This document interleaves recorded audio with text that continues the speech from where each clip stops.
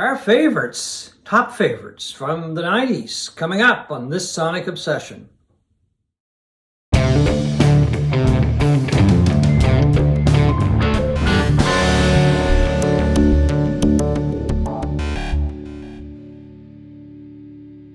Hey folks, right there is Steve McLeod, and right here is John Whidden, and this is This Sonic Obsession. Today we're going to talk about our favorite albums from the 90s. We've already done the 60s, 70s, 80s. Yeah. Now it's time to put the focus on the 90s. Yeah, since there's two of us, if you've noticed, we're each going to pick 10 albums, so we'll break it up just for the sake of brevity into two videos. Yeah, we'll do two shows. Today is 10 through 6. Yeah, you can count. That's Yes, good. that's good.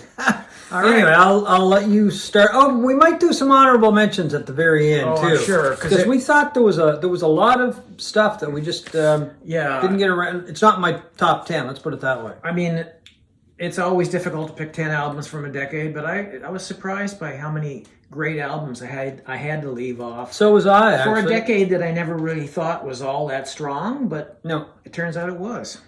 Anyway, my first choice is Grace. So this is number 10. This is number 10. Okay. This is Grace by Jeff Buckley. Came out in 1994, and it came along at a time that was... Commercial music had just taken such a hard turn to hard music. With grunge and hard rock and bands like Korn and Slipknot and that's why I say I never really thought there were a lot of great albums from the 1990s. Yeah, until you look back until you look through it and weed out the stuff that I don't like. And I didn't really have much of an affinity for any of that music. And in 1994, along comes this guy with a guy who had movie star good looks and this almost semi-operatic voice, and he releases Grace. Just a very confident and almost swaggering debut by this guy. The songs were tremendous, his voice was tremendous, and Jeff Buckley's story is also one of the most tragic in all of rock. The son of Tim Buckley, a folkie from the 60s and 70s, he lost his father to a drug overdose when Tim Buckley was 28 years old and was raised by his mother. Yeah, because Tim Buckley wasn't very old when he died. 28. Oh, he was 28. Oh, okay. Yeah, and then so along comes Jeff Buckley, and he comes out with this album that sounded nothing like his father and nothing like anything else really that came out in the 1990s. It was an incredible debut, and he set himself up on this trajectory to God knows what, absolute stardom with this album that, sold well and was a darling of critics in the 1990s. And he suddenly tragically died. Yeah, he drowned? He drowned while swimming in the Mississippi at the age of 30. And so this was the only full studio release that was ever released by Jeff Buckley. And it's absolutely fantastic. God knows where he would have gone after this. I mean, there was an album that was put out of demos that he was preparing for his second album, which is not bad. This is the deluxe edition that came out after the original album, and it's got, live stuff and stuff that didn't make it onto Grace, including the song Forget Her, which I think is one of the best unreleased songs that I've ever heard from any, expanded package. It was a song that he wrote about his breakup with a former girlfriend, and I think, if I remember correctly, he thought it was too personal to put on the album. Oh, okay. And it's a great album. It's a great song that would have made this great album even better had he decided to put it on. Well, that's an album that I remember when it first came out, it got a lot of attention. Yep. I mean, it was just everywhere. People were talking about it, but I haven't heard anybody talk about that album in years. Have you? It's just kind of disappeared. Yeah, I think it's one of those albums that sort of, and because he's not around, I guess that probably does a lot of it's probably the reason why he's sort of fallen out of not favor, but memory. Just out of the spotlight's gone, out of memory, yeah. But I mean, it would be he's one of those characters for me that I would love to know what he like Hendrix, what he'd be doing now if he hadn't died so young. Anyway, Grace, Jeff Buckley, my number 10 favorite album of the 1990s. My number 10 goes to a musician from Georgia, Randall Bramlett. The CD is called See Through Me. He has recorded a number of album CDs over the years. I think it's around 15 or so, maybe more, maybe a couple less. This is actually my favorite of his solo works. He first came to my attention as a member of Sea Level, a group that was formed by members of the Allman Brothers Band many, many years ago. They kind of got together when the band wasn't playing, or when they had a break or whatever, and Randall joined after an album or two and gave them this whole new sound. He added keyboards, and he plays sax, and he's a tremendous singer. Really well known and really respected as a songwriter. Betty Lavette, the soul singer, just recorded an album in the last year made up entirely of compositions by Randall Bramlett, which is, that's just a huge compliment for anybody to record a whole album of your compositions. He's still recording, still playing. You see his name pop up for a lot of clubs, a lot of smaller halls in the southern U.S. As I said, very well-respected singer-songwriter, and this album, I think it's just tremendous. It got a little bit of attention when it came out, but unfortunately just kind of faded away. I've always really liked it. I was just talking about it with a friend of mine not too long ago, and to me, it's my favorite solo album of his. He, for some reason, ended up here in Nova Scotia back in I guess it was in the 80s, and he spent some time in Cape Breton. I'm not really sure exactly who he was hanging out with. I assume he came up here to play music and maybe do some writing and that kind of thing. So there's a little bit of a local angle right there. Anyway, number 10, Randall Bramlett, See Through Me. Steve? Okay, my number 9 album is Sleeps with Angels by Neil Young and Crazy Horse. It came out in 1994, and in my opinion, this is Neil Young's last great album. He's put out albums since that time that I liked and were good, like Lanois and ones like that. Yeah. To me, this is the one that's closest to a 5-star album like Neil Young had in pretty much the 1970s. I have to agree, it's a really good album. Yeah. It is a Crazy Horse album, but it sounds very little like a Crazy Horse album that you typically think of. It's not Ragged Glory. It's not Everybody Knows This Is Nowhere with the ragged Neil Young guitar and extended guitar solos and massive volume. It's way more subtle than that, and it's a very diverse album that in a way kind of reflects Neil Young throughout his entire career. If you love Neil Young's guitar squall, there is some of that on this album, especially Piece of Crap, which sounds like an outtake from Ragged Glory, where he rails against, over-the-top commercialism and the lack of quality. And it makes me laugh. I was listening to the whole album again this morning, and it just makes me laugh out loud when I hear that piece of crap. It was recorded around the time that Kurt Cobain committed suicide, and his death seemed to have quite an effect on Neil Young. I remember him saying at the time that his old refrain from Rust Never Sleeps is better to burn out than it is to fade away. Yeah. He regretted that statement, and the album deals a lot with mortality, love, and death. There are guitar workouts on this album, but it's not galloping full, balls to the wall kind of Neil Young guitar. It's slower and more jammy and just absolutely incredible. Sleeps with Angels, 1994. Neil Young. Okay, my number 9 pick goes to an album probably most of you have never heard tell of. It is by Kid Bangham and Emil Justin. It's called Pressure Cooker. Some things, I guess, are just made to happen. This is a group that we stumbled upon one night after an Allman Brothers concert in Boston, and we went to a club, the House of Blues, basically because it was across the street, and these two guys were playing with a tremendous band And we dubbed it, the buddies that I was with at the time, my friends that I was with, the greatest night we ever spent in a bar, because these guys were just cooking it, having a great time. Kid Bangham is an extraordinary guitar player, mainly plays the blues, rock, of course. They're influenced by rock musicians as well. He played with the Fabulous Thunderbirds for a while. Emil Justin is from Detroit, fantastic singer. He's done some solo work since this album. Well, they did another one together as well, but this is a tremendous CD. It's called Pressure Cooker, and it is basically a bar band extraordinaire, because these guys were great. I don't know what happened to Emil. He might still be playing somewhere. Kid apparently is teaching music at a school somewhere in Massachusetts. That's the last I heard.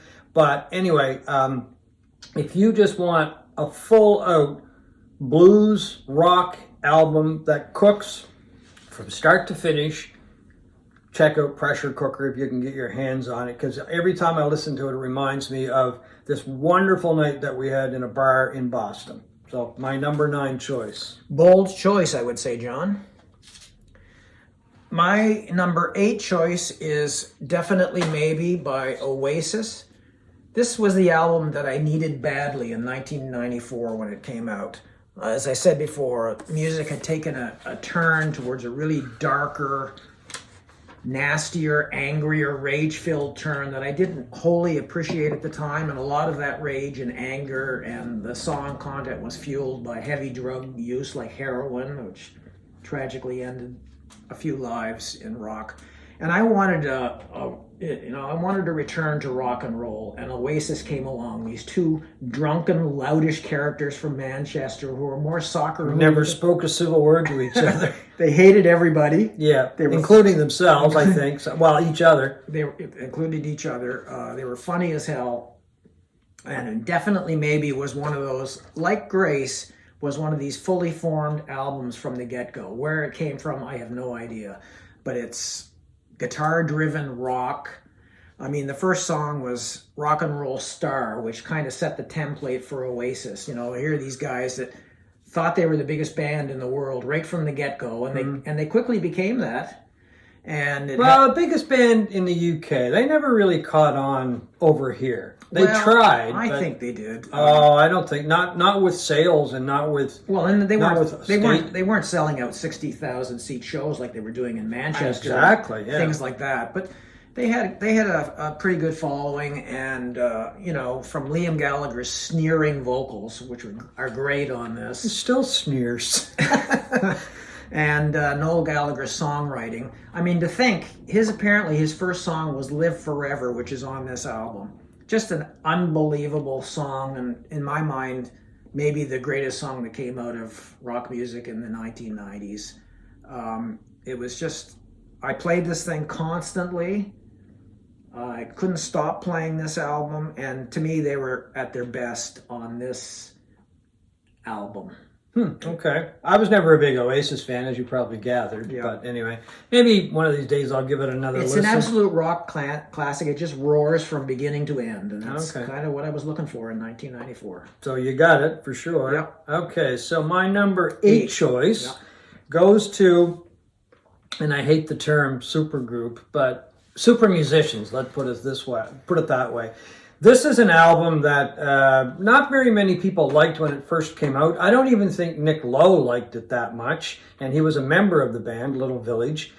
The other members were John Hyatt, Ry Cooder, and Jim Keltner on drums. Most of those guys had really good solo careers.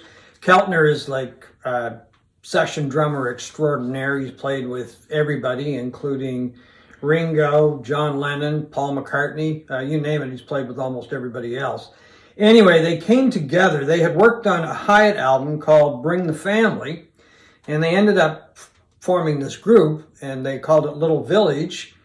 And I think it's just a wonderful album. It's got great music. The lyrics are great. Hyatt wrote most of the material, I believe, and sang most of the material as well. And it just kind of got forgotten. I don't know really why, but it was never really that popular. No, it wasn't. It's got some great songs. The musicianship is just top drawer.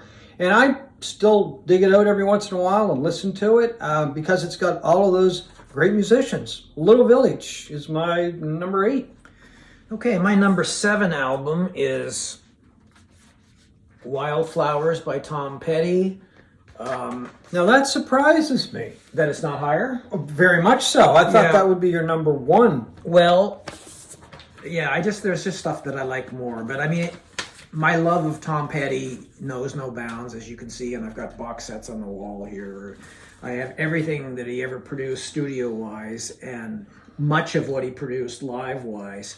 He's certainly in my holy trinity of rock stars with Neil Young and probably Bowie. I don't think there was anybody that produced as consistently good material as he did before he tragically died a few years ago. And it's hard for me to pick an album that would be my favorite, but that's right up there. It was produced by Rick Rubin, and as Rick Rubin usually seems to do, he brought out the best in Petty. He demands that you come in with the best songs and strips them down to a dozen or 15. I think it was 15 songs on this album.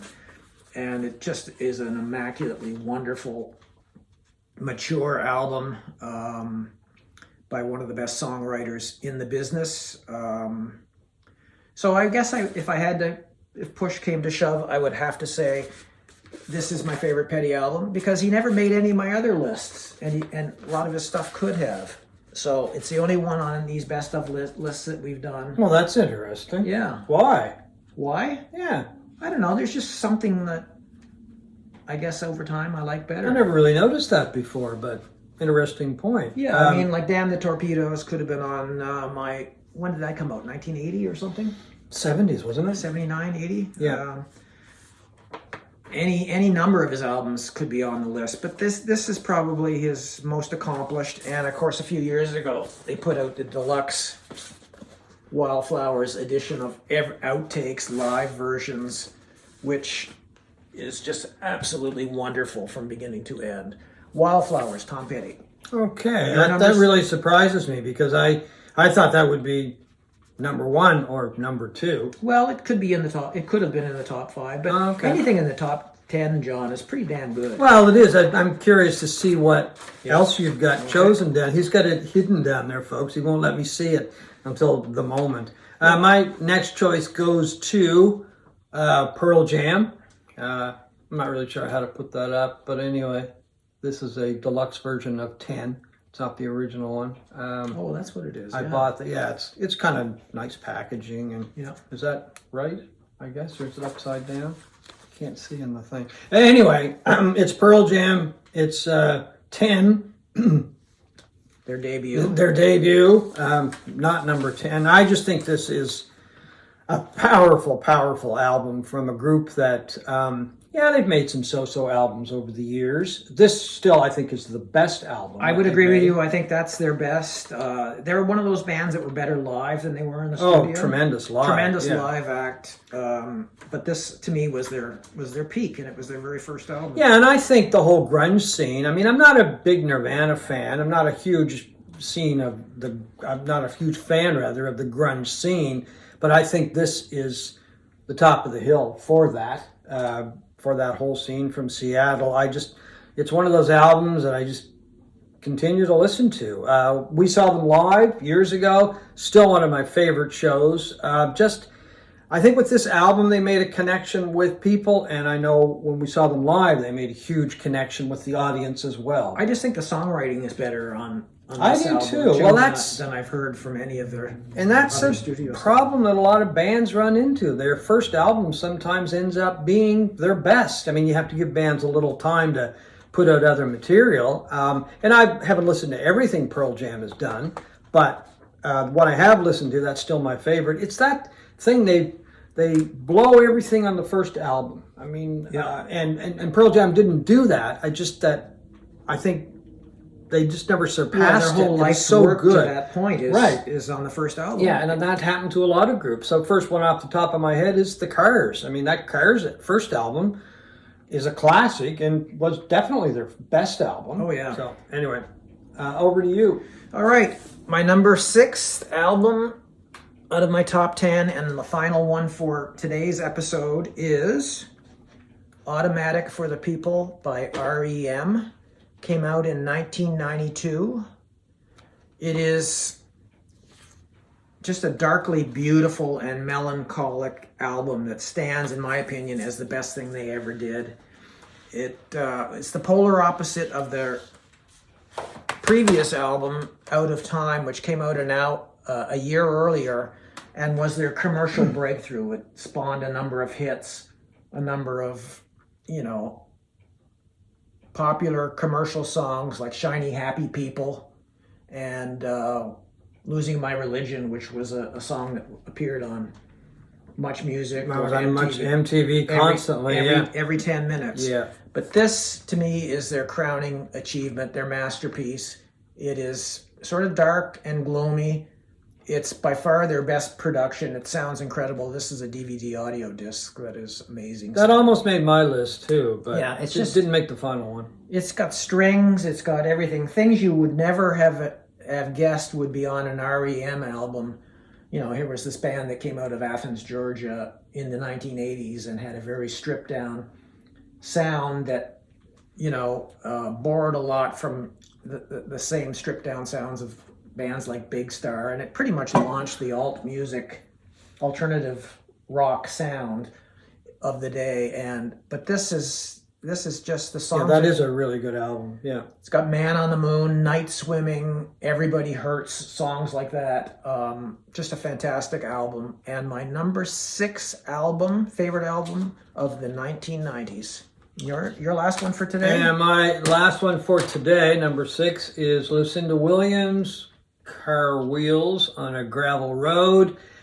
I don't know if I can say anything about this album that hasn't already been said, but it is just a classic in songwriting, a classic in musicianship. There's not a bad note on this album.